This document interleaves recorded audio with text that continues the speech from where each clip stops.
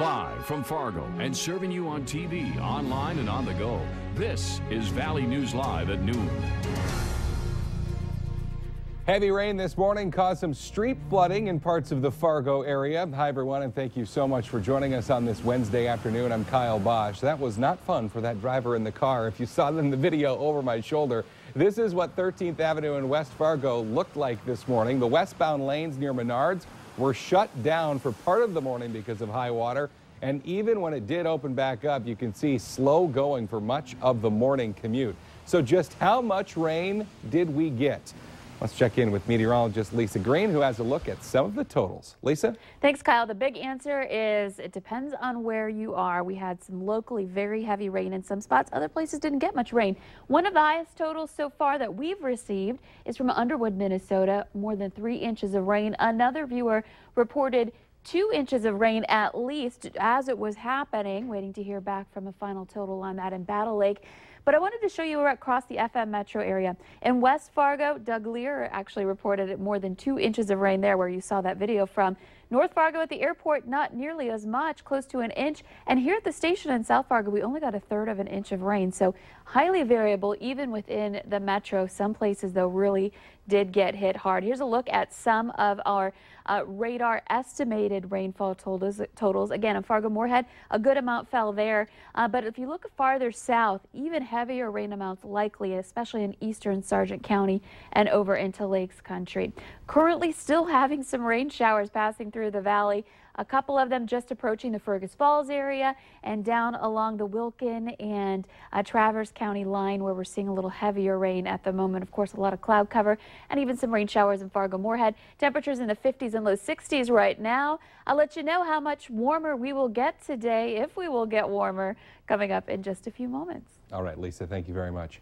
A North Dakota man will be spending 30 months in prison for taking secret videos of young girls. 47-year-old Terry Davis of Minot admitted to creating the videos of underage girls showering and going to the bathroom. He was convicted on child pornography charges. Investigators arrested Davis after a girl found a recording device disguised as a pen in his bathroom during a Super Bowl party. Minnesota is cracking down on a high-end motor vehicle scheme that starts in Montana and has cheated the state out of at least $1 million in taxes. The Minnesota State Patrol that says that people have been buying vehicles in Minnesota where the sales tax is 6.5%, but illegally registering them in Montana where the tax is 0. The Revenue Department says so far it's collected $1.1 million in unpaid taxes from 82 different people.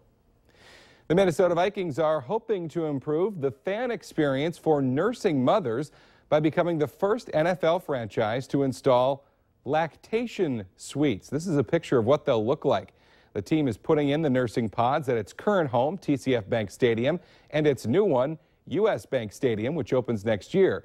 The suites will not be just available to NFL fans and employees, but also for nursing mothers who attend Gopher football games. Pope Francis today is embracing thousands gathered in the streets of Washington, D.C. after an official welcoming ceremony at the White House.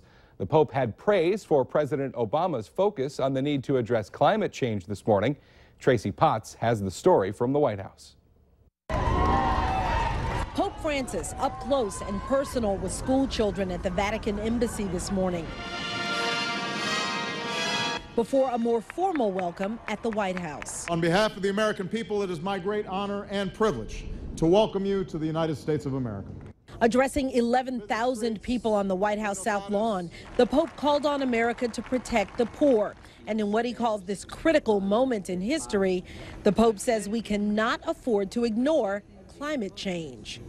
It seems clear to me also that climate change is a problem we can no longer be left to a future generation.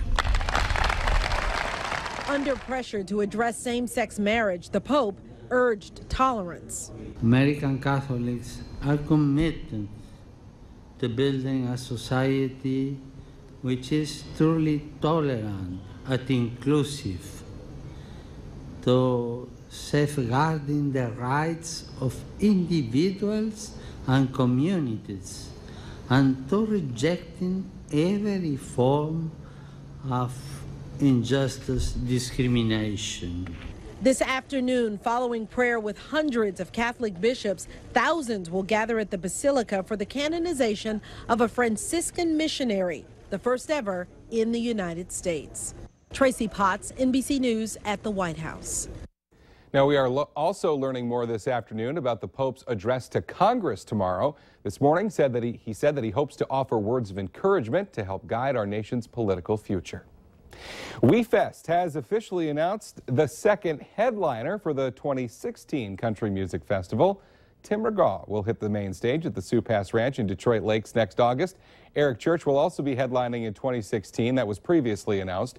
WeFest will run August 4th through the 6th. For more information about camping or buying tickets, you can head to our website, valleynewslive.com, and click on this story. Well, Fargo area native and Fargo North grad Joe Bommersbach, known by his family, friends, and fans as Blind Joe, is now picking up a national following. Joe appeared on NBC's hit show The Voice last night and got all 4 judges to turn their chairs with this version of If It Hadn't Been for Love. Never would have hitchhiked to Birmingham if it hadn't been for love. Never would have run through the pine. Blake Shelton was the first to turn around, you might guess that, with the song choice. It took just about 30 seconds. Adam Levine was real quick after Blake.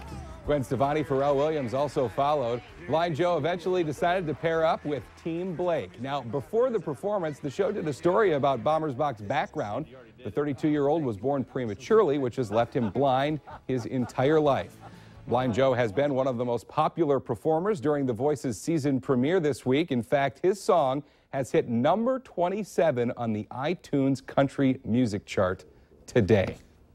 Well, in today's Healthier Me, coming up, we'll talk with the Sanford doctor about a program for cancer patients.